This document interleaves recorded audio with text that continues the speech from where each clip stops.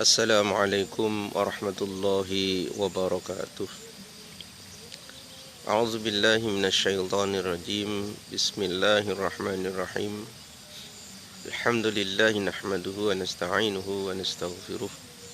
Wa na'udzu billahi min syururi anfusina wa min sayyiati a'malina.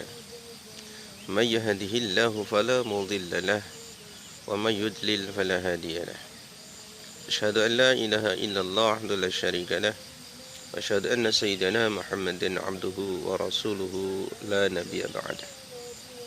Allahumma salli wa sallim ala sayyidina Muhammadin wa ala alihi wa ashabihi ajma'in. Amma ba'du.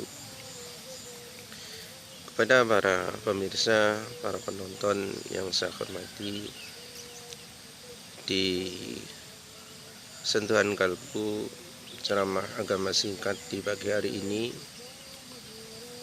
saya akan memberikan sebuah tema yang bertemakan tanda-tanda amal yang diterima oleh Allah Subhanahu wa ta'ala.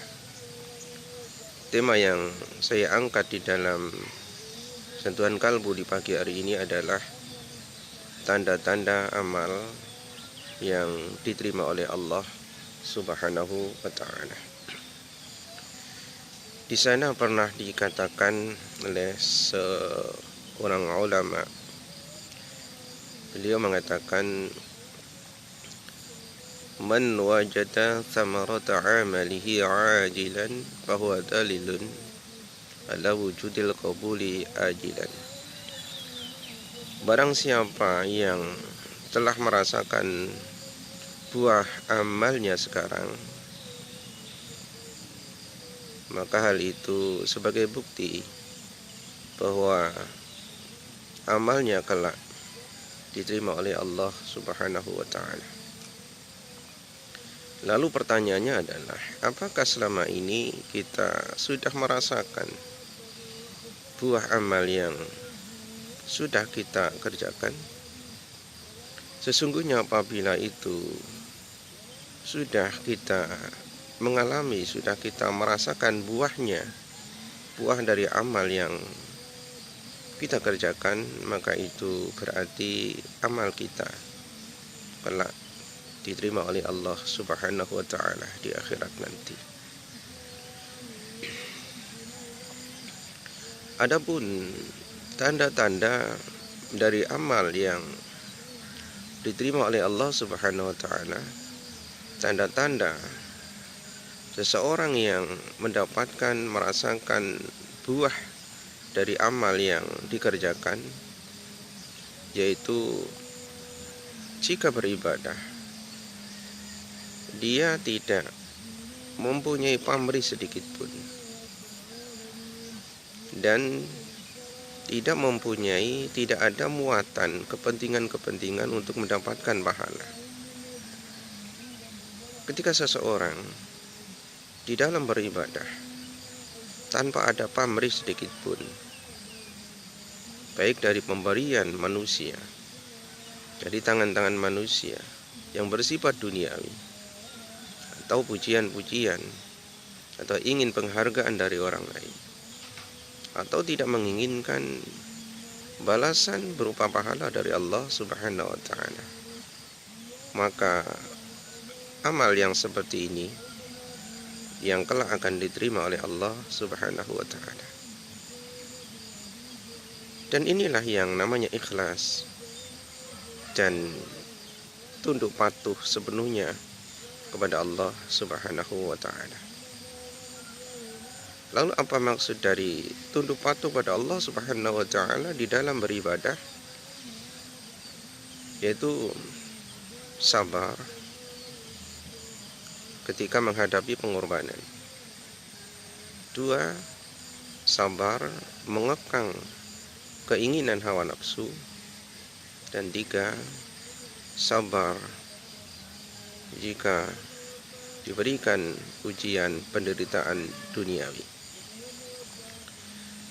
2 makna dari ikhlas, yaitu tidak ada pamrih dan tidak menginginkan pahala, tidak ada pamrih menginginkan balasan dari manusia atau tidak ada keinginan untuk mendapatkan pahala dari Allah Subhanahu wa taala, dan sabar dari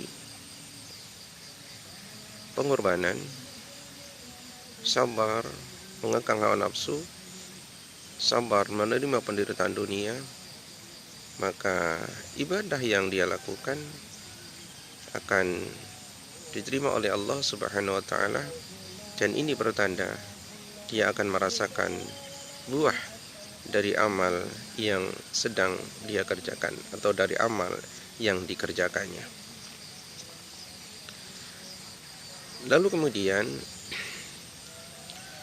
ketika seseorang di dalam amalnya, di dalam perbuatan, di dalam beribadahnya sudah memenuhi ikhlas dan hanya patuh kepada Allah Subhanahu wa taala, maka dia akan merasakan kenikmatan ibadah yang dia kerjakan, ibadah yang kita kerjakan.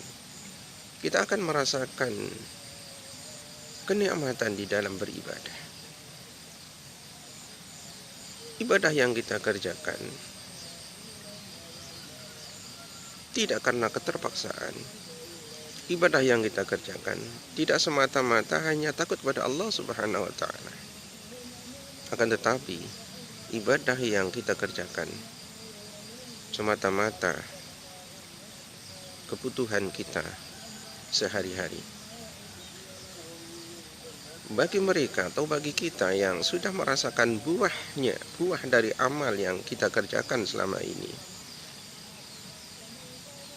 kita akan merasakan, kita akan ketagihan di dalam beribadah.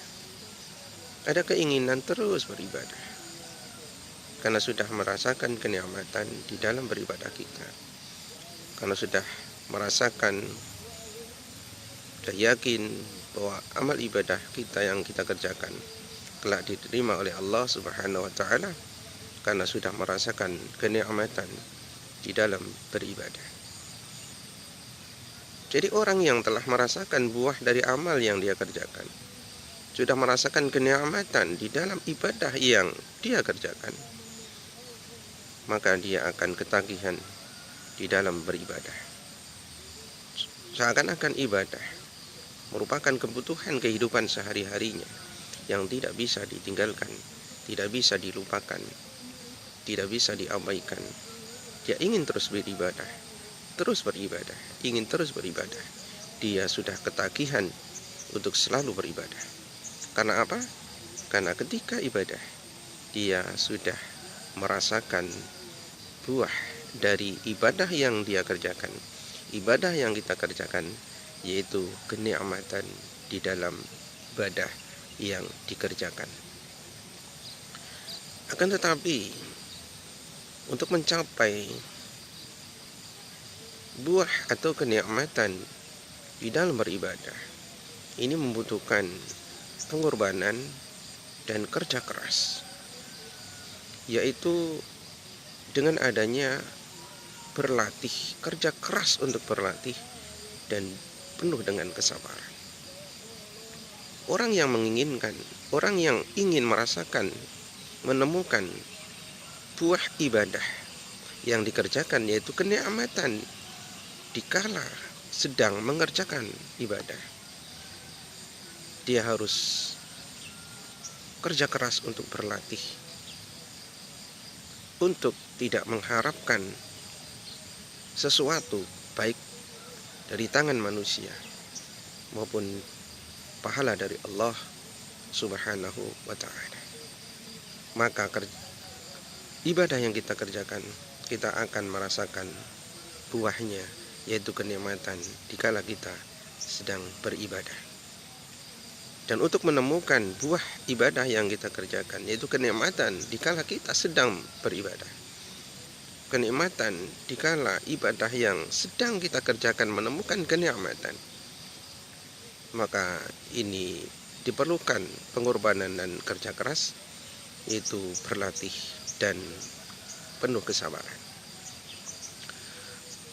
Oleh karena itu, Rasulullah Shallallahu Alaihi Wasallam telah bersabda, kesabaran adalah merupakan kekayaan dari kekayaan surga.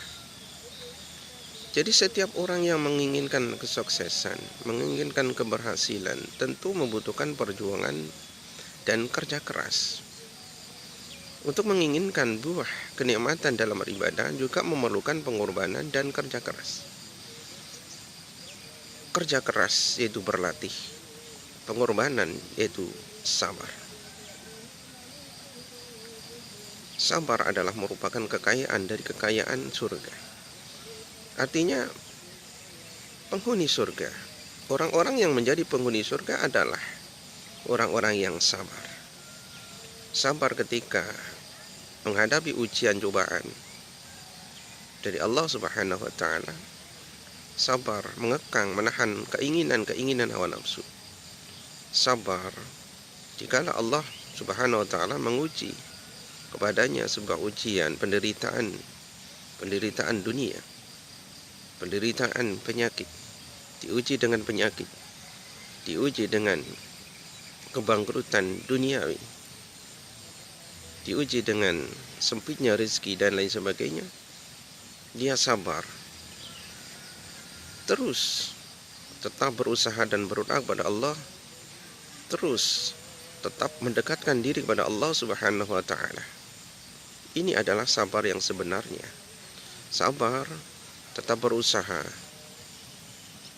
dikala kita sedang diuji oleh Allah Subhanahu wa taala dengan masalah duniawi.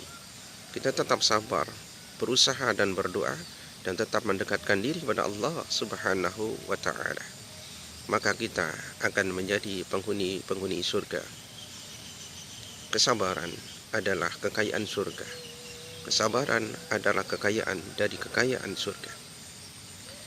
Lalu kemudian mengenai hal ini, seorang ahli sufi, seorang tasawuf mengatakan, setiap perbuatan baik itu diperlukan kesabaran. Setiap perbuatan baik itu diperlukan kesabaran. Dan barang siapa yang sabar dikala mengalami penderitaan duniawi, maka dia pasti akan mendapatkan kepuasan dan kemudahan.